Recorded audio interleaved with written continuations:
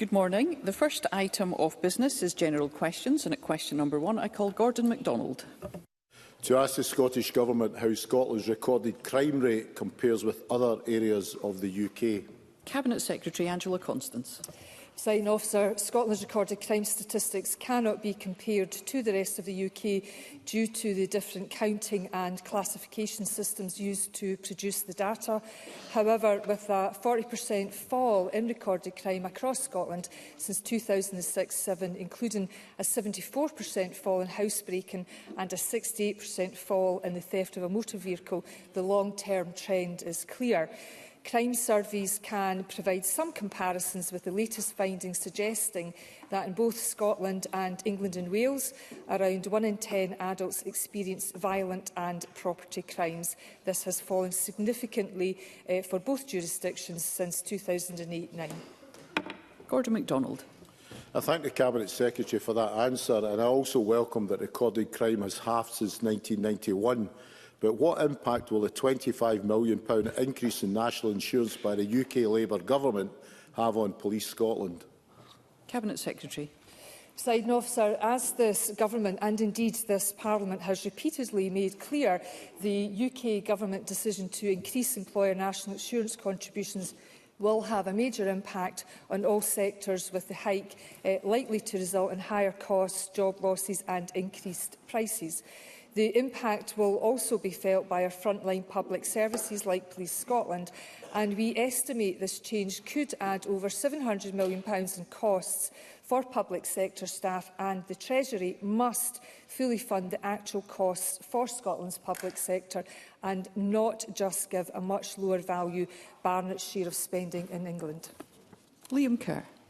Given the reports that up to a quarter of crimes go unreported, with over 215,000 101 calls discontinued between January and July 24, and that since 2013 over 140 police stations and 100 police counters have closed, and there are nearly 1,000 fewer police officers in 2020, with the Aberdeen pilot to not investigate all crimes extended across Scotland, is the Cabinet Secretary investigating what impact these facts have on recorded crime rates, or are simplistic comparisons to other parts of the UK simply easier? Cabinet Secretary.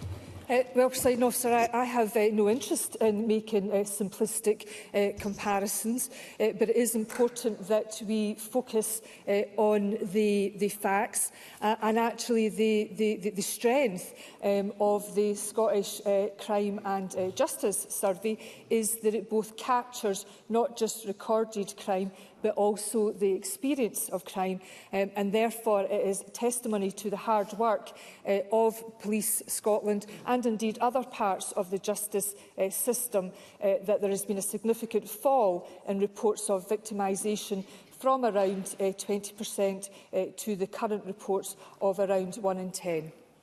Thank you. Question number 2, Miles Briggs. To ask the Scottish Government, in light of the potential impact on state schools of the UK Government's decision to make independent schools liable for VAT, how it plans to use any Barnett consequential funding resulting from this decision to support state schools. Cabinet Secretary Jenny Gilruth. Formula does not entitle Scottish Government to consequentials raised under reserve powers. Block grant changes are calculated by reference to UK Government spend in devolved areas. UK Government previously had indicated that this VAT revenue would be ring-fenced and applied to the Department of Education budget to increase teacher numbers in England. HM Treasury has now advised that there is no ring-fencing to this revenue, while the autumn budget contained additional funding to the Department for Education, which led to Barnett consequentials. I am not able to confirm the proportion which has been funded by VAT on school fees. Can I thank the Cabinet Secretary for that answer? This is becoming a growing concern here in Edinburgh, particularly. The Cabinet Secretary, in response to me, has shown that already 79 pupils have enrolled from the independent sector into the state sector. In response to the Education Committee, she gave us details that around 40% of all pupils attending independent schools in Scotland are here in Edinburgh. Can I ask, if we do finally get clarification from the UK Government over Barnett consequentials, if she will commit that 40% of this funding will go to Edinburgh City Council, which will be the largest impacted council? Cabinet Secretary. I thank the member for his interest in this matter. We did discuss it very recently at the Education and Skills Committee, and of course I responded to a parliamentary question on this, a written question, yesterday, which gave the detail that the member has alluded to today. And I think in response to the member, I've been very clear that the distribution methodology we use in terms of our funding to local government will take into account the issues the member has raised. I recognise that this issue is particularly pertinent in Edinburgh City Council because of the number of pupils within this area that attend the private school sector. So I hope the member takes some comfort from my response today, but I apologise I'm not able to give him that granular detail he asked for me in his original response because of the decisions taken by the UK Government. Brief supplementary, Audrey Nicholl. Thank you, Presiding Officer. Can the Cabinet Secretary perhaps outline how the budget for 25-26 is already earmarked to provide support for state schools, specifically how the Scottish Government is supporting the recruitment of additional teachers, which is a significant issue in my constituency? Cabinet Secretary. Presiding Officer, the 25-26 Scottish Budget provides record block grant funding of over £15 billion for local government, an increase of £1.1 billion or 5.5% in real terms when compared to 24-25. And of course, the 25-26 local government finance settlement also includes an extra £186.5 million to increase teacher numbers to 23 levels and a further £28 million of funding for the additional support for learning workforce. There is also an additional £1 million which has specifically been earmarked to help support national initiatives which will help to recruit and train more ASL teachers, including, of course, in the member's constituency. Thank you. Brief supplementary, Pam Duncan-Glancy. Thank you, Presiding Officer. The UK Government have increased funding for the Department of Education by much more than what the VAT policy is raising, meaning Scotland is getting Barnett consequentials worth more than just the VAT policy. And this week, NAS-UWT published research showing worrying increases in incidences of violence in school and that 62% of respondents weren't aware of the Government's national plan on this. So can I ask the Cabinet Secretary, will she use some of the increased funding to implement commitments set out in her National Action Plan? Cabinet Secretary. The increased funding to which the member alludes to was included in the Scottish Government's budget. As I have just outlined in my response to Ms Nicholl, that's £186.5 million to increase teacher numbers back to 2023 levels and an extra £29 million for additional support needs in our schools to help, for example, in the recruitment of additional support needs teachers, which of course can help in responding to some of the challenge the member has set out today. I do not understand how, on the one hand, the member can come to the Chamber today and praise this additionality coming to the Scottish Government, and her party have then taken a decision to not vote in favour of the Scottish Government budget, which delivers on the challenge put out in the NASWIT report. Thank you. Question number 3, Carol Mockin. Thank you, Presiding Officer. To ask the Scottish Government what its response is to the reported view of the Children and Young Persons Commissioner Scotland that proposed changes to legislation on religious observance diverged from the recommendation by the UN Committee on the Rights of the Child to allow young people to independently opt out of religious observance at school. Cabinet Secretary. As the First Minister noted in the Chamber last week, we have consulted with a wide range of stakeholders on changes to legislation on religious observance and religious and moral education in schools, with the public consultation having closed on the 26th of January.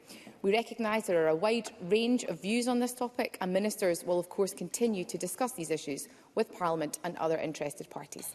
We will consider all responses to the consultation and publish a consultation analysis report in due course, as well as outlining next planned steps. Carol Mockin. I thank the Cabinet Secretary for the answer. The 2022 census found that over 60% of school-aged children in Scotland now identify as non-religious. In an increasingly secular and religious diverse country, it is critically important that young people of all faiths and none have their beliefs and choices respected in school. Parents have always had the right to opt their children out of religious observance, which all state schools are legally required to provide, but pupils have no equivalent right, no matter their age, maturity or personal beliefs. Therefore, given the Cabinet Secretary's answer, can I ask for some clarity on timeframes around when we might get this information, and is it her view that we should conform to the UN Committee's recommendations? Cabinet Secretary. Well, of course, the legislative changes that are being proposed in the consultation are going to strengthen the rights of children and young people in Scotland, which I think is the point the member is alluding to, and I'm very supportive of that. But it also builds on our commitment in relation to the UNCRC.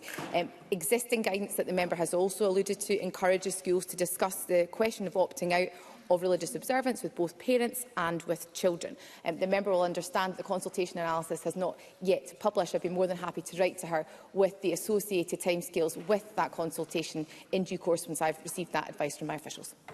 Brief supplementary from Willie Coffey. Thank you. Can the Cabinet Secretary just outline how the Scottish Government is ensuring children's rights are incorporated across our education system? Cabinet Secretary. Presiding Officer, we are committed to upholding the rights of children and young people across Scotland and supporting public authorities to understand and fulfil their UNCRC duties, including in our education system. In May 2022, we awarded UNICEF UK a 3-year grant to support them to raise awareness of children's rights across the majority of Scottish schools through their Rights Respecting School Award. And I was very pleased yesterday to visit Glenrothes High School in my own constituency to see the impact that that award at gold level in Glenrothes High School is having on the rights of children in that school in Fife. Brief supplementary, Patrick Harvey. Thank you. If we believe in the principle of religious freedom, surely it's very clear that any pupil who's mature enough to decide that they are not a believer should not be required to go through a pretence of religious observance. In analysing the consultation responses, can the Cabinet Secretary assure us that she'll give due regard to the views of young people who want to make this perfectly reasonable choice for themselves? Secretary. Yes, of course, I recognise the views of the member. It's important that we balance those views accordingly. I am also mindful there are a range of different views on this topic, and as I alluded to, I think in my response to Ms Mochan, I will give due consideration to those views once I've received the consultation analysis and can set out more detail in relation to the timescales associated. Thank you. Question number 4 is not lodged. At question number 5, I call Emma Harper. To ask the Scottish Government which steps it's taken to support increased levels of sport and physical activity in Dumfries and Galloway. Minister Marie Todd. We are working in partnership with Public Health Scotland, Sport Scotland and colleagues in Dumfries and Galloway to identify evidence-based actions based on our physical activity for health framework, which will improve levels of physical activity in the area. Sport Scotland has provided £424,000 to Dumfries and Galloway Council this year to support its Active Schools programme, community sport hubs, community cycling and coaching. Recent investment of £880,000 has been delivered through Sport Scotland Sports Facilities Fund and Cycle Facilities Fund, and £845,000 has been awarded via the Transforming Scottish Indoor Tennis Fund to construct a new indoor facility in Dumfries. Emma Harper. Thank the Minister for that answer. I was pleased to hear of recent announcements which encourage a higher uptake of physical activity for my constituents in the area, particularly the creation of the Stranraer Water Sports Hub, expected to open in 2026, and the new indoor tennis courts development at the King George V complex in Dumfries. Will the Minister join me in welcoming these significant investments to the sports sector in Dumfries and Galloway, and would she consider joining me to visit both sites to see the marked improvement that this will make for local people? Minister.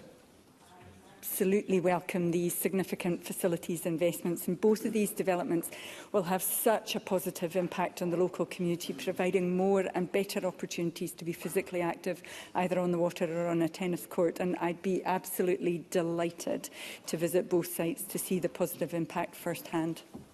Question number 6, Stuart McMillan. And also to ask the Scottish Government when it last discussed the future of Greenock Police Station with Police Scotland. Cabinet Secretary Angela Constance. Presiding Officer, I last discussed the police estate with the Chief Constable in January when we discussed Police Scotland's estate master plan, which sets out their plans to modernise the police estate to ensure it best serves communities and the Police Scotland workforce and is fit for the future. Despite unprecedented challenges to public finances for 2025-26, we will increase the police capital budget to £75 million, an increase of over £10 million, and this capital increase will support Police Scotland to commence delivery of its estate master plan, which will deliver a modern, fit-for-purpose estate that best serves the needs of communities and the policing workforce. Stuart McMillan.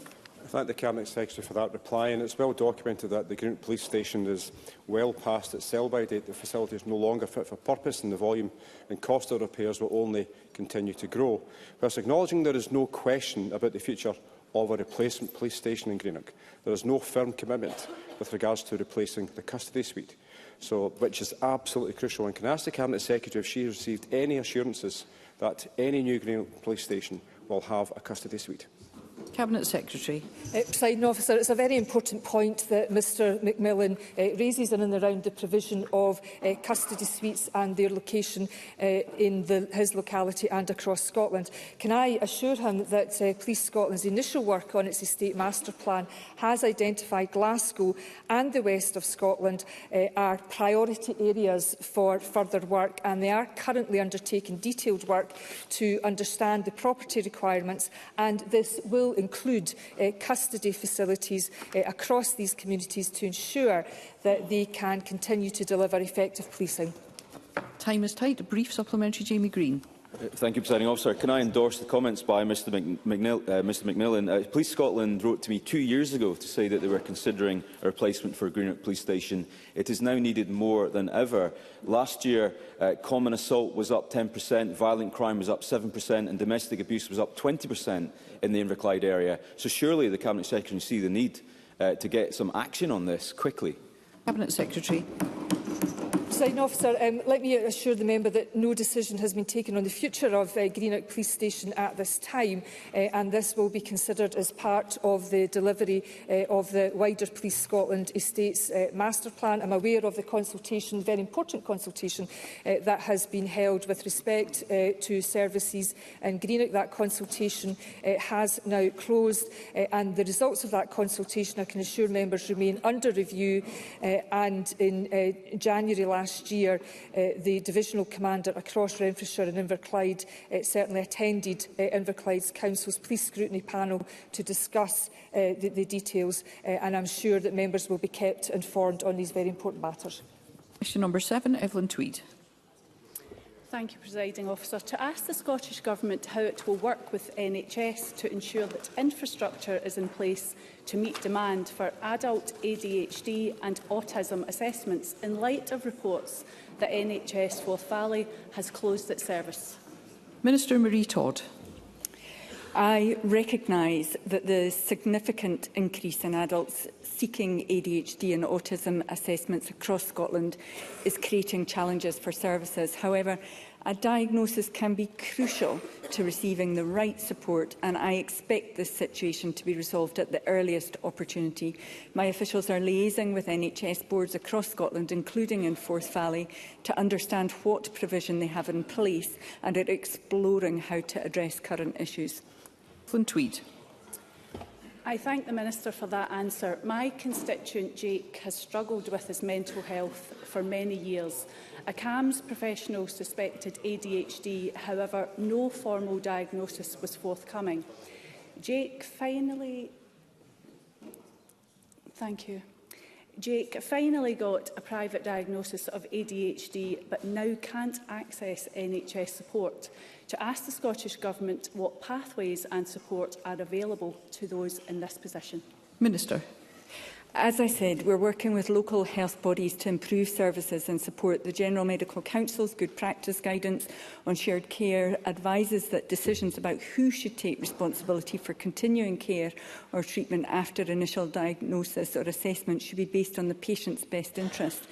It is at the clinical discretion of each individual GP to decide the best course of action for their patients, and whilst a recommendation from a private specialist does not entitle the patient to NHS prescriptions for that medicine, medication can be considered as part of the shared care agreement. I must say I am concerned that GPs sometimes do face pressure to prescribe when the assessment is sufficient, but the patient's moving to NHS and has not yet been accepted into the NHS psychiatry side of the shared care agreement. And the challenge is if the monitoring please, Minister. If the monitoring requirements made by a private provider differ from the NHS recommendations, that leaves the GP prescriber in a very difficult and potentially unsafe situation. Thank you. A concise question 8, Colin Beattie. To ask the Scottish Government whether it will provide an update on Action 20 of the Housing to 2040 strategy to streamline and accelerate the adaptation system. Mr Paul McLennan. We are taking forward a review of the current housing adaptation system to consider how the process can be streamlined and made easier for people who need adaptations. We are also continuing to provide support to help registered social landlords meet their responsibilities to deliver housing adaptations. The 2025-6 budget will more than double the budget for this to £20.9 million. Colin Beattie. I thank the Minister for that answer. I was pleased to take part in last week's members' business debate on protections for park home residents, where I raised the issue of park homes being exempt from financial help towards home adaptations, as per the Housing Scotland Act. Can the Minister please advise what steps the Scottish Government will take to improve protections for park home residents? Minister. We are committed to making sure that park home residents have appropriate rights and protections. The Adaptations Review will consider funding and legislation, including the situation for mobile homes. In addition, the Housing Scotland Bill proposes a change in the basis for pitch fee updating from RPI to CPI. I also intend to engage with local authorities to remind them of their powers in relation to site licensing, with Ofgem to raise issues faced by park home residents in relation to oil, and the UK Government to highlight the impact of mis-selling mobile homes on Scottish consumers. Thank you. That concludes general questions. The next item of business is First Minister's questions. And at question number 1, I call Russell Finlay. Thank you, Presiding Officer. In recent weeks, I've had the privilege of meeting apprentices in businesses across Scotland, at Thales in Govan, Collins Aerospace in Prestwick, and yesterday Persimmon Homes in East Lothian, where I have to report it became clear that I'll never make it as a brickie. Now, this week, we started a public debate on reducing the school leaving age from 16. It's long been clear that far too many young people are being failed by the SNP's education system. And we propose giving those young people who are being left behind the opportunity of a hybrid education and training in colleges and the workplace. So does John Swinney agree that this conversation is long overdue, and will he give any consideration to our proposals? First Minister. I have to say this is a bold approach to First Minister's questions, given the fact that yesterday, when Mr Finlay set out his proposals, he conceded in a television interview that it was not in fact certain that these proposals would reach anywhere near a Conservative manifesto. So I'm not sure Mr Finlay's got quite as much confidence after that one interview in his policy than he puts to me today. I don't agree with these proposals. We've spent a great deal of time and effort on trying to encourage young people to maximise their engagement with education. That has resulted in more young people staying on at school, and as a consequence, more young people leaving school and going into positive destinations. And indeed, positive destinations... Let's hear the First Minister. Indeed, positive destinations are at record levels. So I don't intend to follow the policy approach being proposed by Mr Finlay, but then I don't think he does either. Russell Finlay. Scotland's business community can see this issue needs proper political attention. And last night I attended a think tank event where senior people from business and education voiced their support. They can see that over the last 18 years of SNP rule, far too many young people are being left behind. Former SNP government economic advisor Jim McCall said, and I quote, "A lot of these youngsters at school don't want to be there, they're not interested in it, and all of a sudden you're giving them an opportunity to learn a trade and be earning money." So I feel it's a brilliant move. Let's hear Mr Finlay. This Parliament needs to focus more on encouraging opportunity and aspiration, and on giving pupils the chance to thrive. So doesn't John Swinney see that we need to do things differently? First Minister. Well, I'm all for encouraging young people to thrive and all for taking the opportunities to make sure that's the case. So that's why, under this government, we've reformed the approach to apprenticeships. So, for example, while young people are school pupils, they can take forward foundation apprenticeships as part of a work-based learning in the senior phase, which can result in the senior phase in young people spending a day per week working with an employer. Now, we've now got 15,000, since their introduction in 2016, 15,371 pupils have enrolled on a foundation apprenticeship and have benefited from the value of work-based learning, with 5,000 places now available each year. Now, that's the type of pragmatic approaches this government takes to make sure that we address the issue that Mr Finlay raises with me, that school doesn't suit everybody, so we are adapting the curriculum to make sure it does suit young people through the use of foundation apprenticeships, which I think has been one of the excellent reforms introduced by this government. Russell Finlay. As a former Education Secretary, John Swinney knows fine well that far too many young people are being left behind, no matter what selective statistic he quotes at me. 1 in 7 Scottish pupils leave school without a single qualification, and he thinks that's good enough. Last year, 500,000 days were lost to unexplained absences of S4 pupils. Thousands of bright, talented and dynamic young people simply drop out the system. Far too many are being failed by this complacent government. Is John Swinney telling us that he's really content to deprive thousands of young Scots a brighter and better future? First Minister. I want young people, as I've said in my earlier answer, to have the brightest future possible, which is why we have enabled schools to offer increased opportunities for young people to prepare for the world of work. So 35% of 23 to 24 school leavers gained a vocational or technical qualification at SCQF level 5 or above, which is an increase of 7.3% compared to 2014. So that's the government actually delivering practical steps to improve the work chances and the life chances of young people in Scotland. This government has reformed education to strengthen the opportunities for young people, and as a consequence, young people are leaving school, going on to positive destinations at record levels in Scotland today. Russell Finlay. He wanted to quote statistics around standards, but it's the lowest rate of higher passes for a decade in Scotland. And we've got an Education Secretary providing running commentary from a seated position. She'll have to stay behind for detention and setting a very bad example to the pupils that are here today. But the problems with Scotland's schools run even deeper. Let's hear one another. The problems with Scotland's schools run even deeper than the scandal of so many young people being left behind. Over 80% of teachers say that violent and abusive behaviour has increased. They told of being assaulted with knives, chairs and hockey sticks in a teaching union survey that was published just this week. They've been bitten, spat on, headbutted, punched and kicked. They've had fireworks thrown at them and their cars vandalised. Teachers say that they are at breaking point and pupils' education is suffering. So what does the First Minister have to say to teachers about this breakdown in classroom discipline? First Minister. The first thing I would say is that I take deadly seriously the findings of the NASUWT survey, which was published this week, which is why the Education Secretary has been working with local authorities and with the trade unions on a whole series of interventions in relation to behaviour at school. I think it's important that for completeness we hear all of the issues that are raised by the NASUWT survey. The NASUWT said a greater focus on exploring correlation between behaviour issues and poverty is required.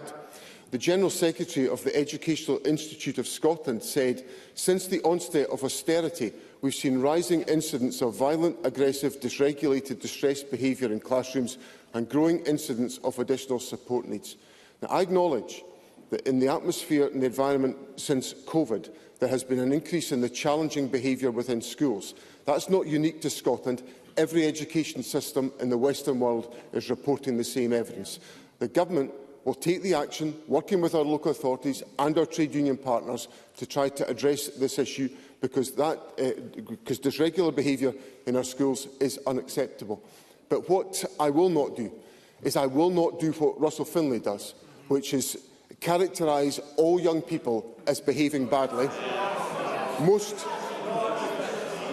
Thank you. Thank you. Most young people behave well in our society, and I compliment young people on the achievements that they make in our country. Question number 2, Anna Sarwar. Presiding Officer, can I start by congratulating the First Minister on the wonderful news that he's become a grandfather? I'm sure everyone across the chamber, a young grandfather, I should emphasise, everyone across this chamber sends their best wishes to all his family on the birth of baby Rua. Presiding Officer, an NHS available and free when you need it. It's the founding principle of our NHS. But under the SNP, that principle, that promise has been broken. Right now, over 100,000 Scots are waiting over a year for hospital treatment, so it's not there when they need it. And just in the last 9 months, over 36,500 private procedures have been paid for by Scots, so it's not free when they need it. Why is the NHS no longer available and free at the point of need under John Swinney and the SNP? Minister. First of all, President Officer, can I thank Mr Sawar for his generous and kind comments about the birth of my first grandson, and also welcome very much his characterisation of me as a young grandfather. That's the most precious remark that's helping me come to terms with all that's going on in my life just now. But his kindness and good wishes, as of many members across Parliament, is very deeply appreciated and will be deeply appreciated by my daughter, her husband and by Rua. So I'm grateful for that. In relation to the National Health Service, Mr Sawar knows from our exchanges that this is an issue that commands my attention and is an absolute priority for me. I recognise that people are waiting too long for treatment in Scotland today, and we are very focused in the work that the Health Secretary and I are taking forward on reducing those waiting lists. Indeed, it was the subject of a lengthy discussion yesterday between the Health Secretary and I and NHS chief officers around the country.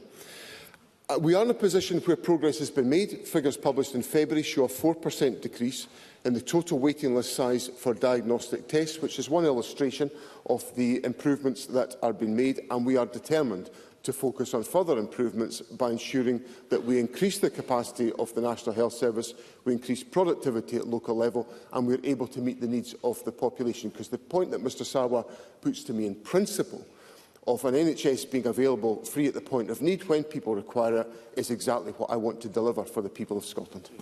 Sawar. I think that's an admission that the First Minister wants to deliver it, but it doesn't exist for patients across the country. And the sad truth is that the NHS isn't even free and available for all those who work in the NHS. Take the experience of an NHS support worker from the west of Scotland. She has worked in our NHS for 35 years. Increasingly unable to walk due to her hip, she was left hobbling to work on crutches. Facing up to 3 years on an NHS waiting list and being forced to retire 9 years early or paid to go private, she took the difficult decision of withdrawing from her modest pension to pay for a private hip operation. The total cost of this to her was £24,000. That's almost her entire annual salary on an operation that should have been free. This is scandalous. So is John Swinney proud that even NHS workers are being forced to pay thousands of pounds of their own money to get the treatment they need? Minister. I don't want that to be the case. I want individuals, particularly individuals in the circumstances that Mr Sawar has put to me, to be able to access healthcare services when they require them, which is why the Health Secretary and I are working so intensively with health boards to increase the capacity and the capability of health boards around the country to deliver more procedures. And that's what it comes down to, be able to deliver more hip and knee operations, to be able to undertake more diagnostic activity. And the investment that has been made available through the Government's budget for the next financial year will help us to strengthen the delivery of those increased numbers of procedures. Now, of course, as Mr Sawar will know, there is a significant expansion in the waiting list because of the interruption of COVID, which disrupted our healthcare services. We are working to recover from that as quickly as we possibly can do, and I give him my assurance that ministers are entirely focused and have put the financial support in place to make sure this is the case, that we are able to undertake more procedures than we are able to do so in this current financial year. Sawar. This NHS worker is not alone. Based on the data for the first 9 months of 2024, Scots have had to pay an estimated £17.6 million of their own money on cataract treatment, £30.8 million of their own money on hip replacements, an estimated £16 million of their own money on knee replacements, and most shockingly of all, Scots have had to pay thousands of pounds of their own money to fund 700 rounds of chemotherapy. Scots having to pay for cancer care under John Swinney and the SNP. This cannot go on. That's why, as First Minister, I will declare a waiting times emergency. This is your constituents I'm talking about who are having to pay for £1,000 of care. So I think you should reflect on the groaning. declare a waiting times emergency and do whatever it takes to cut waiting lists across the country so that Scots get the care they need. Because isn't it the case that the SNP are the ones who broke our NHS and they can never be the ones to fix it? First Minister. Well, I think Mr Sarwar's used that line to me once or twice before, and I dare say I'll hear it a few times between now and the elections in May of 2026. But let me just try to address the substance of the points that Mr Sarwar makes. The first point is that on cancer care, I'm concerned about the points that Mr Sarwar has put to me, and I'd happily look in more detail at the issues that he's raised. But on the 31-day standard, 94.3% of patients were treated within 31 days of a decision to treat, with a median wait for treatment of just 4 days. 4 days, which is an exceptional performance. The 62-day standard is still, we're finding difficulty meeting that, but the median wait is 49 days from urgent suspicion of cancer referral to first treatment.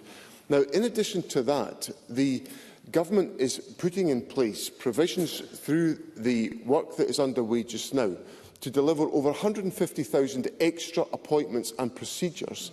And in relation to some of the additional sites that we're bringing on to undertake orthopaedic appointments, which you asked me about, we expect to be able to deliver over 2,500 extra procedures in those sites.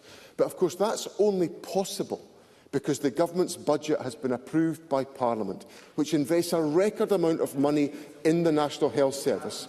Now, Mr Sarwar can say to Parliament First Minister. all he wants about his intentions for the years to come if he has the opportunity. But in the here and now, today, when Parliament faced the decision, are we going to fund the NHS to the level required, Mr Sarwar was posted missing. Question number 3, Patrick Harvey. Happy news is a rare and precious thing in these times, so can I echo the congratulations to the First Minister and his family for their new arrival. In April, energy bills are set to rise for the third time in less than a year, and people across Scotland are worried about those bills. And at the same time, energy companies are raking in vast profits at the expense of people and the planet. Our energy markets are broken. Now, no doubt we could both say what we think the UK Government should do to fix those markets, but the Scottish Government has also promised action that hasn't happened. My last question to the First Minister was nearly 3 months ago, and I asked him about his promise of a new law to end our reliance on gas for home heating, which is vital to tackling the climate emergency and cutting people's bills too. It was already overdue, without explanation, back in December. Now here we are in March. There's still no legislation and no explanation. Where is it? First Minister. President, so the Government is considering all of the issues raised in the consultation on heat in buildings. We will respond as soon as we can. I confirmed to Parliament that the tackling of the climate emergency is one of my key priorities. It's one of the 4 priorities of the Government, and heating our homes and workplaces causes around 20% of our emissions, and we cannot achieve net zero without ending our use of gas boilers. Patrick Harvey. Well, the Government was already considering the consultation a year ago, and the real concern is that they've been spending that time watering it down. That's the fear that I have and that I think the green heat industry has. The reality is Scotland is already well behind many other European countries on this. France and Germany have been accelerating their action. Scandinavian countries are decades ahead of us, and the only way to catch up and to give Scottish households the benefit of affordable, reliable heat and cutting the pollution that's destroying our environment is for the Government to act decisively and show leadership. But just as they've slowed down on other green measures by hiking rail fares and watering down rent controls, progress on clean heat has been stalled. Will the First Minister commit now to get this overdue legislation published this month to give the clarity and leadership that's been lacking? First Minister. I'm very happy to confirm to Parliament that there will be leadership to take this issue forward, as there is on a whole variety of different climate measures, which was evidenced by the financial commitments which the Government put forward in the budget, which Mr Harvey and his colleagues, I was delighted, were able to support. And I recognise the urgency and the seriousness of the issue, because as I look at the question of fuel poverty in our country, which is one of the key issues that underpins the question that Mr Harvey puts to me, it is clear that the impact of changes in energy prices on fuel poverty rates in Scotland have essentially increased, have almost doubled between 2019 and 2023. And if we have to acknowledge the significance of fuel prices and energy prices on having an impact on fuel poverty. It's one of the reasons why we have to take the action on climate which Mr Harvey has raised with me. That's why it's central to the Government's agenda and why we will deliver progress as quickly as we possibly can do. Thank you. Question number 4, Marie McNair. Thank you, Presiding Officer. To ask the First Minister how the Scottish Government will mark International Women's Day and its theme of accelerating action to reach gender equality. First Minister. Presiding Officer, the Scottish Government is accelerating action for a fairer Scotland for women and girls, working to ensure women and girls have equal rights and opportunities, equitable access to resources and can live their lives free from abuse. This work includes delivering the Women's Health Plan, investing to tackle domestic violence against women and girls and survivors of abuse, and supporting women to access fair work and helping to reduce the gender pay gap. The Government will leave no stone unturned in our work towards equality.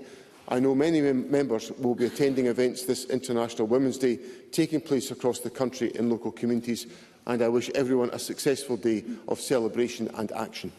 Marie McNair. I thank the First Minister for that answer. I'm privileged to have already spoken at 2 fantastic International Women's Day events in Clydebank with Moments of Freedom Women and the Zaro Community Initiative, both led by formidable women who push for social and economic integration of new Scots in our community. Therefore, will the First Minister join me in welcoming the contributions that local groups in Clydebank and Milngavie are making and advise what steps the Scottish Government is taking to accelerate action on gender equality for all women, in particular for those who face overlapping forms of oppression based on their identity?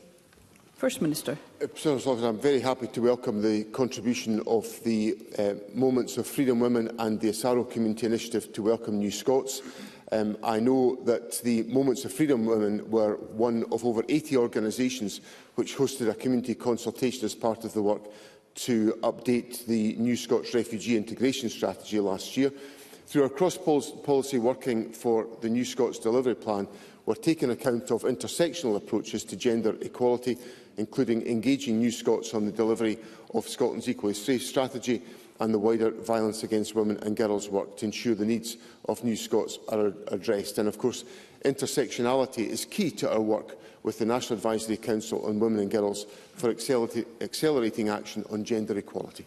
Rachel Hamilton. Thank you, Presiding Officer.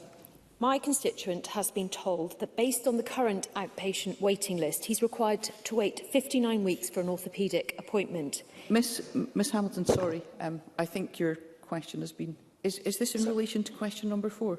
I think... yes, we will get to general constituency supplementaries at a later point. I call Tess White. Thank you, Presiding Officer. Women's human rights are being abused in Scotland due to the treatment of biological males as females. A report was published this week by Women's Rights Network with spine-chilling figures of rapes and sexual assaults in Scottish hospitals. And it's not just our hospitals. Women are being placed in harm's way, both physically and psychologically, in Scottish prisons, rape crisis centres, toilets and changing rooms.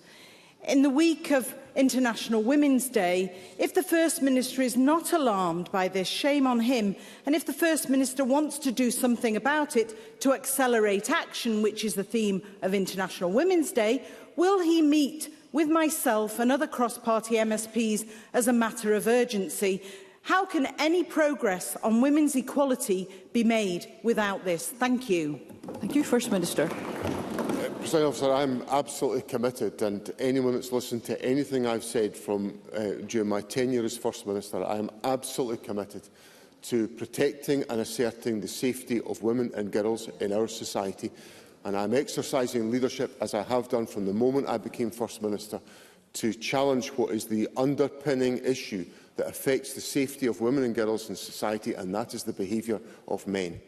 And I will be unapologetic in setting out that point of view from my position as a male First Minister, exercising leadership to make sure that men face up to their responsibilities to ensure that women can live safely in our society. Women and girls can live safely in our society today. Katie Clark. It has recently been reported that almost 10% of the 2,000 women who have died at the hands of men in the UK over the last 15 years have been killed by their own sons. What more does the First Minister believe the Scottish Government can do to raise awareness of this risk and improve support for women?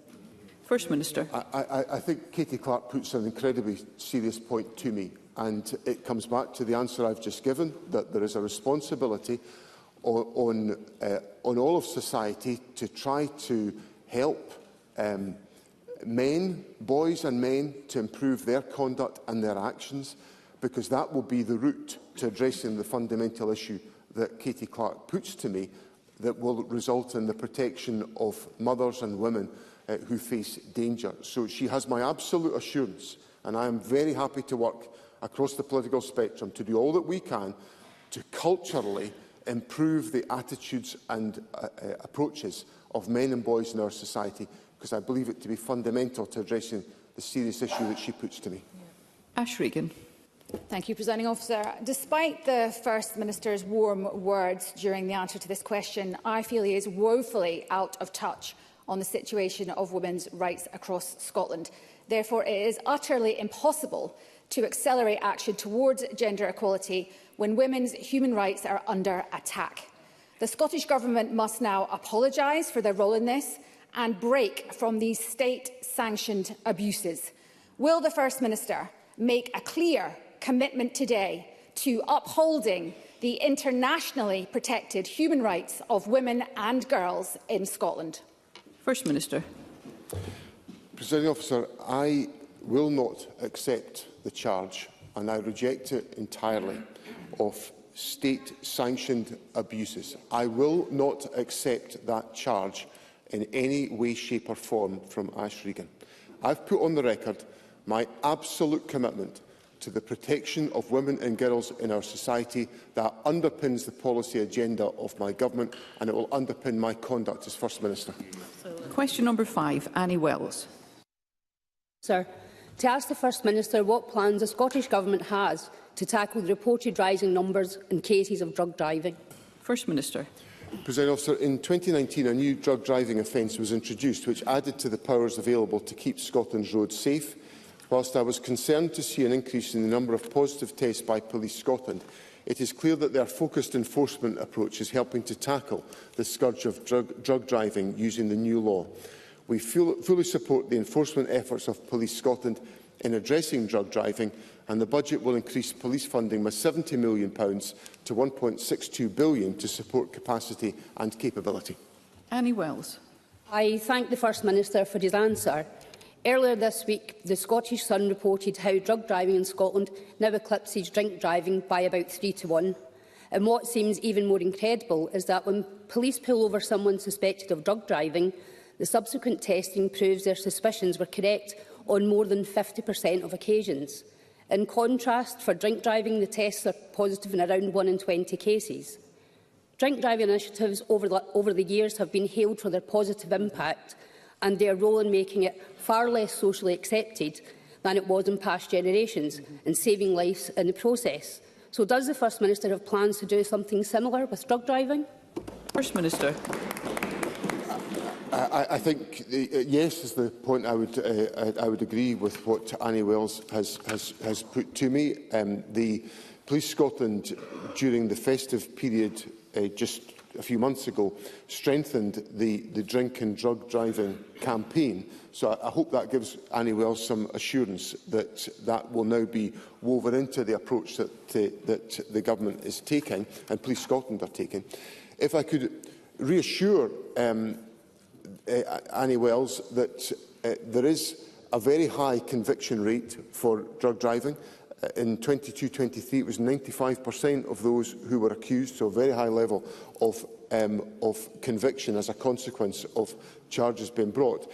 But the point that she makes about the necessity of raising awareness and about the dangers is one that I accept unreservedly, and we will make sure that that's reflected in the overall messaging that is issued on this question. Question number 6, Faisal Chowdhury. Thank you, Presiding Officer.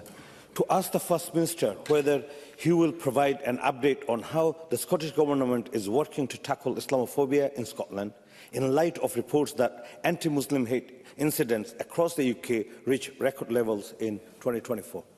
Minister. Presiding Officer, the rise in anti-Muslim hate is of serious concern. The Scottish Government unequivocally condemns all forms of Islamophobia and the impact it has on individuals, families and communities. This is why we work cooperatively with a range of partners to tackle such pernicious behaviour. Our hate crime strategy and associated delivery plan includes strategic priorities for tackling both hate crime and Islamophobia in Scotland. Importantly, the strategy was informed by those with lived experience of Islamophobia, which is central to understanding the challenges that we face in this area. Faisal Chowdhury. Thank you. I thank the First Minister for the answer. The First Minister will know that last Friday was the beginning of Ramadan, a time of reflection, peace and hope for Muslims in Scotland and worldwide. But Muslim communities across the UK and Scotland are now facing hatred at a higher level than ever. The UK Labour Government has now convened a working group on Islamophobia, which will create a definition of Islamophobia. So will the Scottish Government implement this definition? And can the First Minister say when we will see a real progress on the implementation of the recommendation from the cross-party group, the inquiry into Islamophobia in Scotland? First Minister. On the cross-party group report, there were 2 recommendations, I think, that were levelled at the Scottish Government. One was to increase the understanding of Islamophobia in the curriculum in our schools, and the other was to ensure that the public sector equality duty was enforced in schools. And I can assure Mr Chowdhury those priorities have been taken forward by the Scottish Government. I think it's absolutely vital that we do all that we can to ensure that we take steps on this issue. We will consider any decision made by the United Kingdom Government on the issue of a definition of Islamophobia and consider any implications for our own approach to adopting a definition once that material is clear from the United Kingdom Government. Brief supplementary, Audrey Nicholl. Thank you, Presiding Officer. The growing levels of Islamophobia seen in the UK are deeply concerning, and it's absolutely vital we recognise that more must be done. So can the First Minister further outline how he hopes the gathering with representatives from key organisations that Faisal Chowdhury referenced, alongside the leaders of Scotland's parliamentary parties announced last week, will assist in creating a more cohesive society where everyone feels at home? First Minister. So last week I set out my aspiration to draw together leaders from across Scotland, including from our parliamentary parties, to consider how we can agree a common approach to asserting the values of our country in order to bring people together and to create a cohesive society where everyone feels safe at home. I'm very heartened by the response from civic society and from parliamentary party leaders, and I hope that we will be able to convene that gathering on the 23rd of April. My objective is to draw people together to encourage community cohesion, which involves working to tackle the hatred and prejudice that Mr Chowdhury has raised today and which has been echoed by Audrey Nicholl. And I look forward to utilising that gathering to create a firm foundation for the values of Scottish society. Thank you. We move to constituency and general supplementaries. If we're all concise, more members will have an opportunity for scrutiny, and I call Alexander Stewart. Thank you, Presiding Officer. First Minister, police officers in my region across Scotland are suffering burnout, low morale and working in desperate conditions, according to a report out this week. The same report showed 68,000 rest days were cancelled in just 6 months. The pressure being put on police officers to meet the demands placed upon them is clearly unsustainable. So what measures will the Scottish Government put in place to ensure that these hard-pressed and under-pressure officers are given the support they rightly deserve? First Minister. Presiding Officer, I value the work that police officers undertake within Scotland, and we support Police Scotland with the financial resources to enable them to deliver those services across the country. The Chief Constable has put in place a variety of measures to support the mental health and well-being of police officers. That is undertaken through an employee assistance programme which focuses on mental health support and provides enhanced occupational health services for police officers. The Your Wellbeing Matters programme offers a range of services to care for the psychological, physical, social and financial well-being of police officers, and I welcome the impact that has on supporting police officers. Thank you. George Adam. Thank you, Presiding Officer. Figures released this week show that over 200 million free bus journeys have been made across Scotland by under-22s. As this is Scottish Apprenticeship Week, can the First Minister provide further detail about how this scheme is supporting apprentices in Paisley and across Scotland to work, learn and earn? First Minister. Presiding Officer, the concessionary bus travel scheme has been an unparalleled success, and it has crucially given young people much greater mobility within our society, enabling young people to be able to access a much wider range of employment and training opportunities around the country. Now, that will have a profound effect in all communities in the country, but I know it will be very precious for Mr Adam that it has that effect in the Paisley constituency. But I know from my own dialogue with young people of the positive impact of this policy instrument and its increasing opportunities and life chances for young people in Scotland. Rhoda Grant. Thank you, Presiding Officer. The First Minister will be aware that communities in South Uist and Barra are suffering a fifth year of extreme ferry failure, and this is causing irreversible damage to the local economy. Can I therefore ask the First Minister what resource can be set aside for a resilience fund for businesses and communities on the brink of collapse due to this failure? First Minister.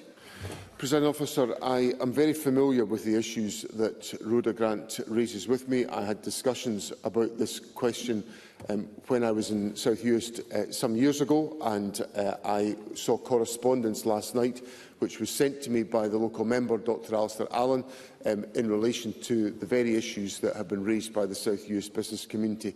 I am sorry for the disruption that is being felt. We believed we would have been in a stronger position in terms of resilience of the ferry network, but there have been delays to some of the ferries that we expected to be coming towards us, with which Rhoda Grant will be familiar and Parliament has been advised. I am considering the proposals that have been put to me, as is the Transport Secretary from the South Uist business community, and we will update members, including Rhoda Grant, on any response from the Government to those proposals. Claire Haughey. Thank you, Presiding Officer. I remind Chamber that I hold a bank nurse contract with Greater Glasgow and Clyde NHS. New figures show that CAMS targets were met in the final quarter of 2024, with 90.6% of patients seen within 18 weeks of referral. While there is still more to be done to build on this progress, can the First Minister advise how his government's investment in mental health services in the 25-26 budget will ensure that this target is consistently met in the future, delivering the best possible outcomes for young people who rely on these services? First Minister. Presiding Officer, it is important that we continue to make progress on this issue, and I welcome the fact that the 18-week target has been met in the last quarter of 2024. In response to the specific question that Claire Haughey puts to me, there is £123 million that's been allocated through the Enhanced Mental Health Outcomes Framework in the budget for next year, which I hope will help to continue to build on the progress that's been made in the current financial year. Edward Mountain. Thank you, Presiding Officer. NHS Highlands vascular services have been in terminal decline for years. Sadly, our last vascular surgeon has just resigned because he feels the way the service is delivered is a threat to life and limb. Given that we have more hospital beds in NHS Highland and more vascular surgery theatres in NHS Highland, will the First Minister ask his Health Secretary to review the situation, because it is unacceptable that patients in the Highlands are being put in taxis and ambulances late at night to get to the Central Belt to get surgery? First Minister. I think that Mr Mountain raises an important point. Indeed, it was one of the issues that the Health Secretary and I discussed with, not that specific issue, but the general question, was one about how we deliver healthcare in areas where recruitment and employment can be a challenge, but where, as Mr Mountain correctly puts to me, there is physical capacity to undertake some of that surgical activity within the Health Board facilities. So part of what we are trying to work on is how we work collaboratively within health boards to address the very circumstances that Mr Mountain puts to me, so that we can use that capacity, which will help us to reduce waiting times and meet the needs of his constituents and others. So it's very much a live part of the activity the Health Secretary and I are taking forward to make sure that the needs of constituents are met around the country. Bob Doris. Presiding Officer, the United Nations Committee on Economic, Social and Cultural Rights this week called on the UK Labour Government to immediately repeal its two-child cap as it violates children's rights and exacerbates poverty and social inequality.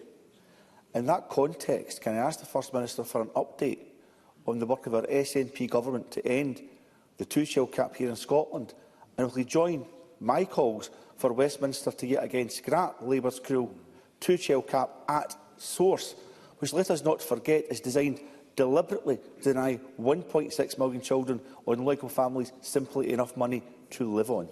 First Minister. Let me reassure Mr Doris that the work that the Government is taking forward, which involves the design of systems to enable us to lift the two-child cap, which is one of the policy priorities and commitments in the Government's budget for the forthcoming year, is all underway, and we are making the necessary progress on that question. On the wider issue about obviously this is a measure which will help us to lift children out of poverty.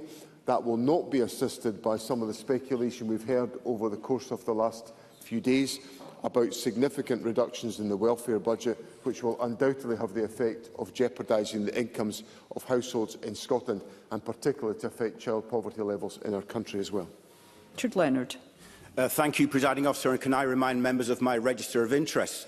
Does the First Minister share my concern that industrial action is set to begin at Scottish Water this weekend? And what does he say to the Scottish Water trade union representatives gathered in the public gallery today about his ministers sanctioning bonuses to the bosses of Scottish Water, which are over 10 times greater than the pay rise now being offered to the workers of Scottish Water? First Minister. The first thing I would like to say is that I saw during the week news that Mr Leonard is intending not to seek re-election to Parliament, and I express my warmest wishes to him and commend him for his service in the Scottish Parliament, which has been full of impact on many of these issues and some of the issues that he puts to me on behalf of employees in Scotland today, for which I have the greatest of respect. The issue of strike action at Scottish Water is obviously a matter for Scottish Water, and I would encourage the Scottish Water leadership and the trade unions to try to find a solution that avoids disruption. On the question of bonuses, Mr Leonard will be familiar, because we've explained all of these details to Parliament, that when it comes to the recruitment of leadership in relation to Scottish Water, we are invariably in a competition with other water companies around the United Kingdom, in which these elements of bonus are part of the fabric of the financial settlements that are available to attract employees. Comparatively speaking, bonus payments for the leadership of Scottish Water are much, much lower than in other parts of the United Kingdom, and the performance of Scottish Water is much higher than other parts of the United Kingdom. So I acknowledge these are difficult comparisons to make, but they are part of the judgments that Government has to arrive at about how we can attract the leadership to safeguard the important asset which is Scottish Water. Rachel Hamilton. Thank you, Presiding Officer. My constituent has been told that based on current outpatient waiting times, he's required to wait 59 weeks for an orthopaedic appointment. If he then requires surgery, he will have to be added to the inpatient waiting queue and have to wait currently up to 91 weeks. In response to Anna Sarwar earlier on waiting times, the First Minister said that progress has been made. But it hasn't, has it, First Minister? So will you apologise personally to my constituent who will wait for weeks in agony?